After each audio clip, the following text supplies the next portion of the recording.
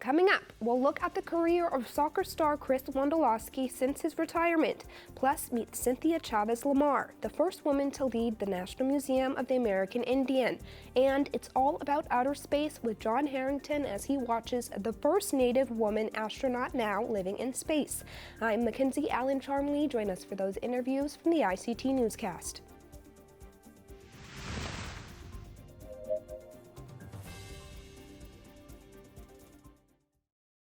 This program is made possible by the Corporation for Public Broadcasting, a private corporation funded by the American people. Arizona State University welcomes 3,500 Indigenous students from Arizona and across the nation. It serves one of the largest populations of Indigenous students among U.S. colleges and universities. We created a sense of place for tribal nations to create futures of their own making through community outreach and research, taught by world-class Indigenous faculty where they see a reflection of themselves and their experiences. Find community at ASU.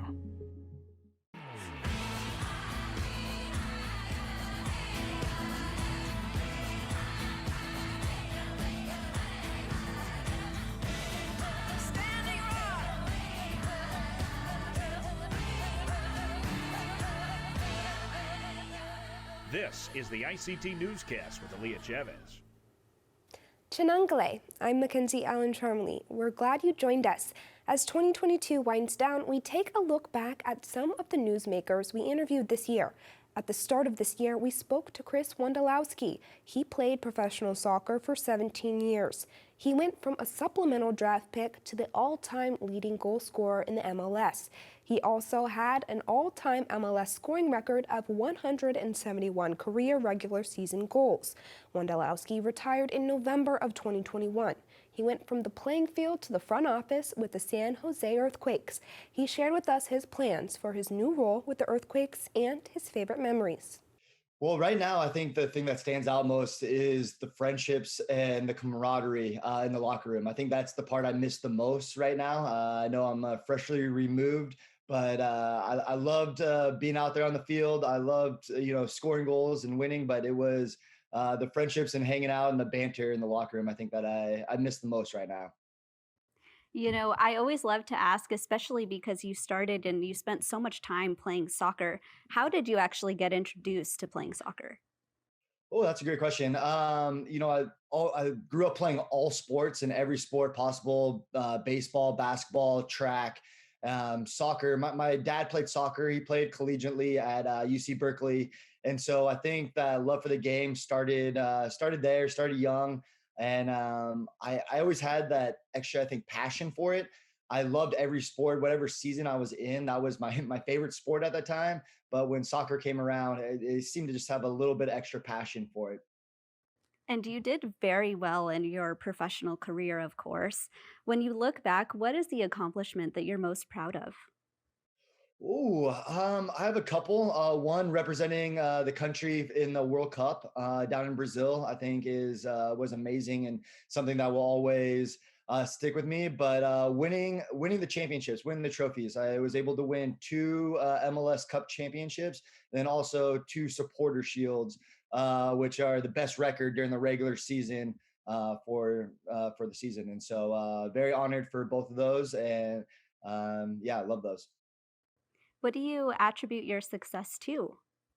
I definitely believe that my mentality and my drive and my competitiveness, I think, is what really kept me around. I was, it took me a while to get on the scene. I was a late bloomer, and so I was never tracked, during ODP or state team or youth national teams. And so I was a very, went through puberty late, matured late, and I was only recruited by a Division II school in Chico State out of high school, and so I went there. And, I think that I always just kind of had that chip on my shoulder and always wanted more. And so I think it always took me a while to break in, but I think that's what I credit to for the longevity. You know, if a young Native child is watching this interview and says, I'm a late bloomer, I want to start something new, what advice do you have for those kids?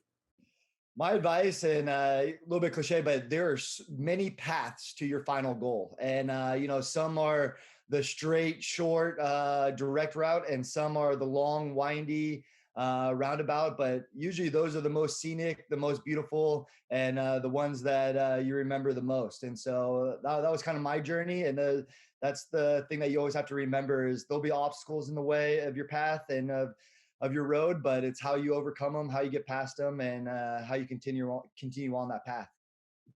I want to circle back to what you said earlier, which is that one of the things you're most proud of is playing in the World Cup. For someone who's never been there before, describe what that feeling is like. Oh, it's amazing. To be honest, I get goosebumps, just thinking about it. To represent your country and to be, one of the 23 players that your country is representing in the World Cup, and to be in the final there, to be in the World Cup finals there. It's amazing down in Brazil, and so it was just an absolute. You could feel the energy and feel the buzz around the city. It was around the country, and it was anytime any game was going on, it was a complete standstill. And I loved playing our games, but it was down in Brazil, and when Brazil was playing, you could hear cannons going off when they scored. It was complete mayhem, and those are some of the memories that really stick with me. And it was a true honor.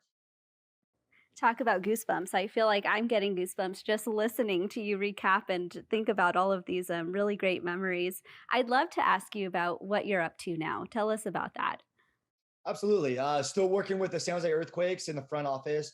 And right now, I really want to fall down the path of the player development. And so, especially in the youth in our academy. And so, the 12 to 18-year-old range is something that I really find a lot of interest in, and trying to identify the talent. And then once we identify them, be able to help to mentor them, help them both on and off the field through those tough years. And I think that it's always tough, especially as a 16, 17, 18-year-old. You've always been top of your class, been able to produce, and a top athlete, and now you're thrown into grown men and professionals. And sometimes it takes a little bit of finding your feet, and that's a position where I'm hoping to really help mentor those guys and bring them along and show them how to be a professional both on and off the field. Speaking of the San Jose Earthquakes, one of the major programs that they have, of course, is celebrating Native American Heritage Month, and they actually dedicate a specific game to Native American Heritage Night. As you are playing, what were some of the highlights there for you? And as you're retired, will you continue to be at those games and show your face in that capacity? Absolutely. I'll still be involved in every capacity I can. I'm an enrolled member of the Kiowa Nation and Kiowa Nation. And I love it. I love being a part of. That's who I am, and so I will do anything in my power to help. Move our nation and into a better way, and any way I can. And I love it. Chris Wondolowski's Kiowa name is Baudet, which means warrior coming over the hill. 2022 also started with the historic announcement that Cynthia Chavez Lamar would become the first woman to lead the National Museum of the American Indian. She was named in January and took her post on February 14th. She oversees the museum's 3 facilities located in Washington, D.C., New York City, and in Maryland. Cynthia Chavez Lamar says she was pleased with her warm welcome to the museum.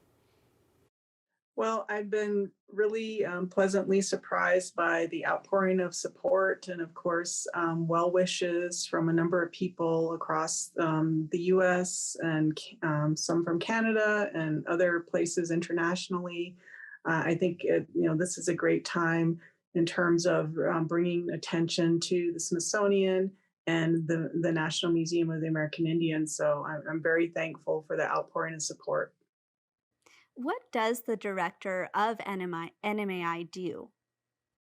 Well, the director basically provides oversight for all of the museum's activities, including fundraising, building and collection stewardship, programming, exhibits, just a number of activities that the museum does on a yearly basis, working towards achieving our mission. Talking about that mission, one of the pillars of the mission of NMAI is to educate both Native and especially non Native people about the history and the culture of Indigenous communities in this country. I'm really curious, how will you push forward that narrative of, educating people about Indigenous communities in your tenure? Well, I'm very invested in collaboration and partnership with Indigenous peoples of the Western Hemisphere. Throughout my career, that's been sort of the hallmarks of my practice. So, of course, that's something that I look forward to continuing to encourage and promote at the museum. And in doing so, really will help raise the visibility of Indigenous perspectives and interpretations of our histories, our cultures, and arts. For folks who have never had the opportunity to travel to Washington, D.C. and visit NMAI in person, is that going to be something that you want to focus on for maybe Native youth to be able to, go to the website and find exhibits online? Or how will you sort of make it more accessible for Native people who can't travel to D.C.? Well, from NMAI's inception, there has been this focus on outreach to tribes and other native and indigenous communities across the Western Hemisphere. And then, of course, in the last 2 years with the pandemic, the museum has really pushed to have more of a digital and online presence. So we will continue to pursue those types of programs and exhibits that are available digitally. The collection is also available online, not in its entirety right now, but we are moving towards it completely being available online. But anybody today can go to our website and search the collection and see a good portion of what we have in the collection. And we also have exhibits available online. I also want to note that we, in the last 5-6 years or so, we're very also invested in loans to tribal museums and cultural centers, in the effort to bring those collections closer to their communities of origin. We just recently completed a large loan to the First Americans Museum in Oklahoma City. We look forward to doing more loans with tribal museums and cultural centers. Talking about goals, what kind of goals do you have moving into this position? Well, it's been great to be part of the museum since 2014. So, I've been very involved in the development of various guiding documents that will help move the museum forward, probably for the next 5 to 10 years. So, we're looking at, in particular, our visitor experience in all of 3 locations. How can we improve upon that? And also looking at the Cultural Resources Center out in Suitland, looking at a possible expansion of that building to add more collections, housing space, to improve our hosting experience for Indigenous visitors who wish to see the collections and other researchers as well. So, I'm really excited about the fact that we have some really good guiding documents in place that can help provide that direction to make NMAI better and stronger. My last question, Cynthia, you're taking this leadership at a time when other Pueblo women are also taking key roles across this country. For a young Native kid who's watching this interview, what message do you have for them? That's a really good question. And I'm going to do my best not to become emotional.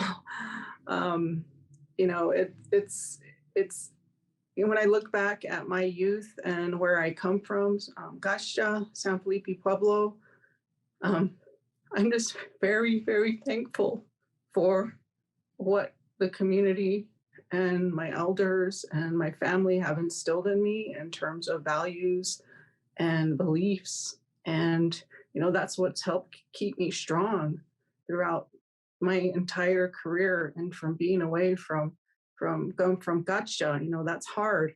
And I just say to, those young kids out there, believe in yourself, draw strength from where you come from, because that's so important, in terms of our representation. We have to be who we are in any position that we're in. So I just say, be strong, believe in yourself, and just keep moving forward. Just last month, Cynthia Chavez Lamar presided over the dedication of the Veterans Memorial located just outside of the museum. The ceremony had been delayed a few years due to COVID. When we come back, we'll look at how the Cherokee Nation is expanding its healthcare center.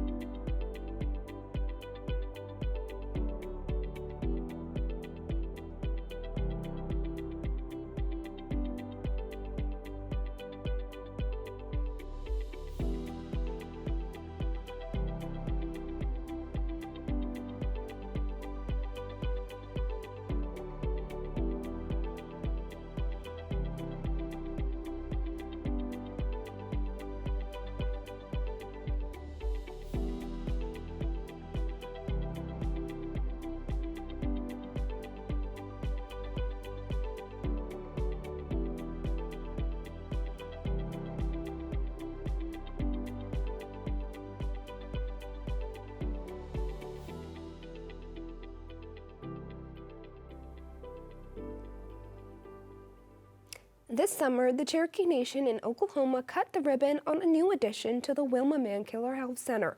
Wilma Mankiller was the first female principal chief of the Cherokee Nation. She left a legacy that continues to impact her people today. The Cherokee Nation celebrated the completion of a $30 million expansion to the Wilma P. Mankiller Health Center in Stillwell, Oklahoma.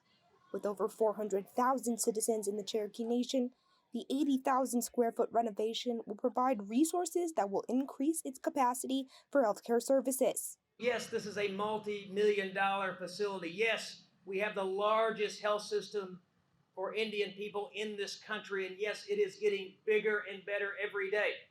Named after former Cherokee Chief Wilma Mankiller, the center embodies her Cherokee spirit. She had the grit and determination. She saw a world that wasn't quite there, but she believed it could be there. And that was a world in which the Cherokee people took control of their own healthcare destiny. Mankiller was the first female principal chief of the Cherokee Nation and led for 10 years. During her tenure, she revitalized the nation's tribal government and advocated relentlessly for improved education, healthcare, and housing services. Under her leadership, infant mortality declined and educational achievement rose in the Cherokee Nation. The Cherokee Nation operates the largest tribal health system in the country with more than 1.3 million patient visits per year. The center is the third largest of the tribally operated outpatient health centers. District 7 Councilman Joshua Sam praised the expansion and administration for caring about the health of our citizens and people in the community. In Phoenix, Arizona, Mackenzie Allen Charmley for ICT News. Up next, we'll journey into space with John Herrington and Nicole Mann, NASA's first 2 Native American astronauts.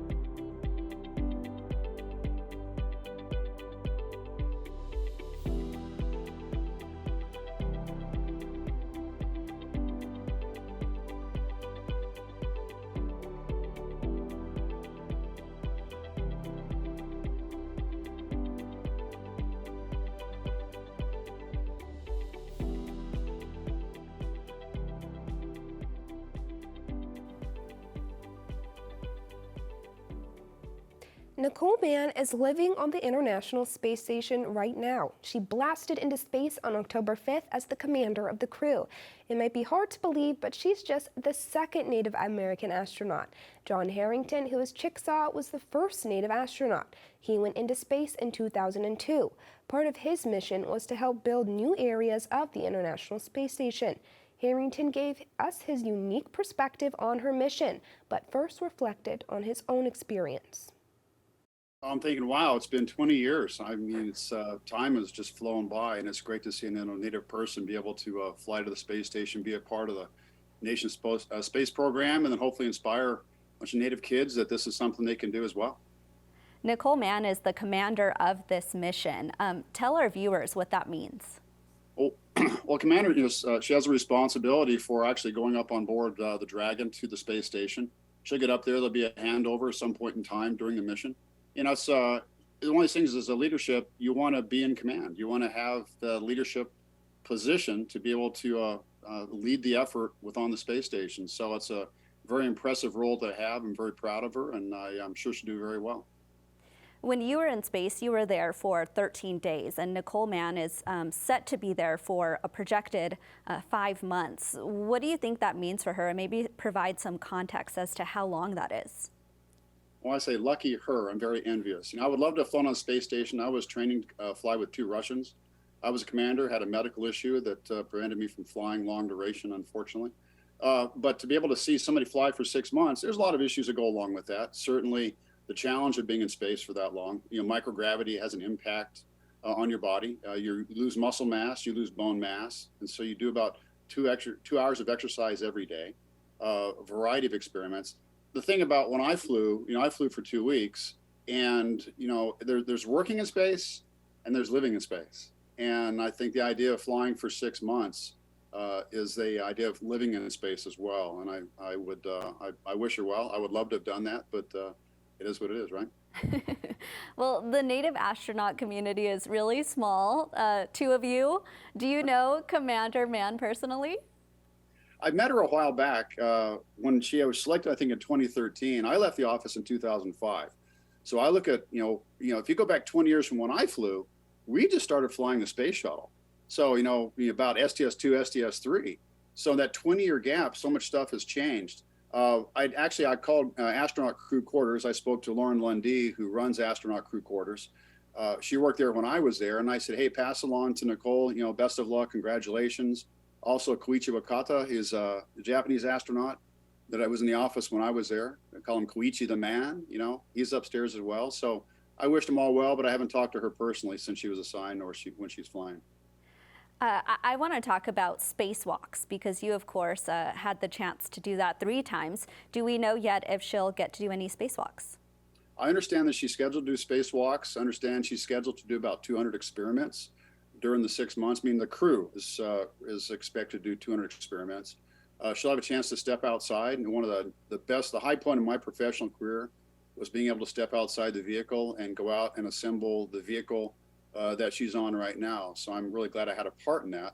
It's a challenge. It's a lot of hard work. You have to stop at some point in your mission and really look and appreciate where you are and what you have the opportunity to do on behalf of the United States government, your family, and your friends.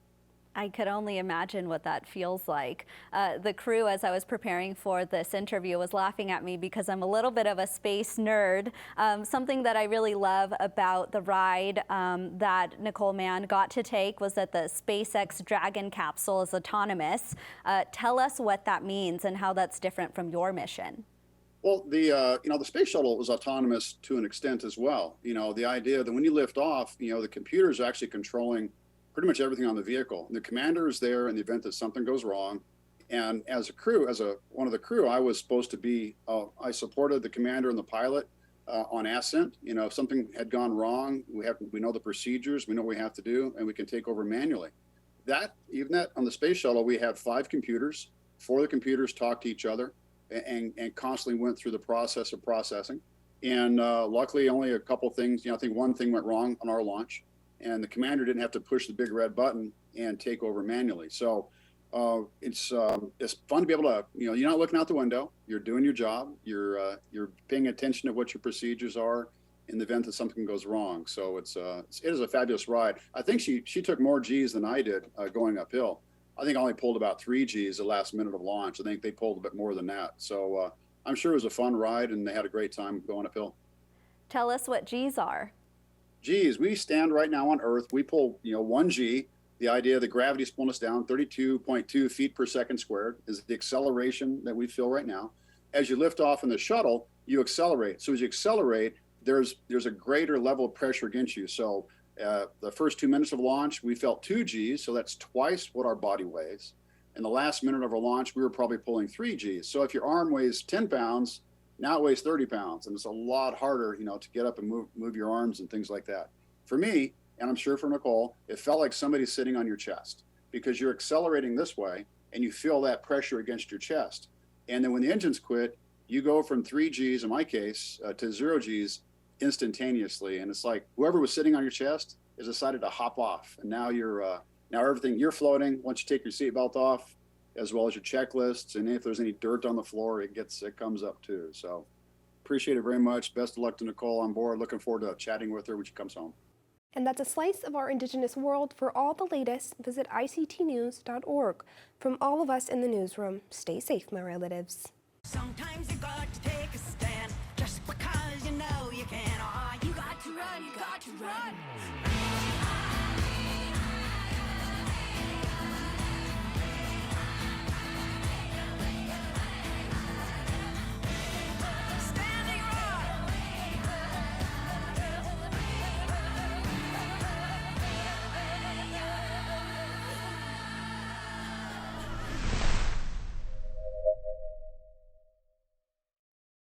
The Sand Creek Massacre, the betrayal that changed Cheyenne and Arapaho people forever, focuses on tribal accounts of Colorado's deadliest day.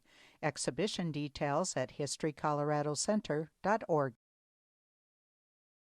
This program is made possible by the Corporation for Public Broadcasting, a private corporation funded by the American people.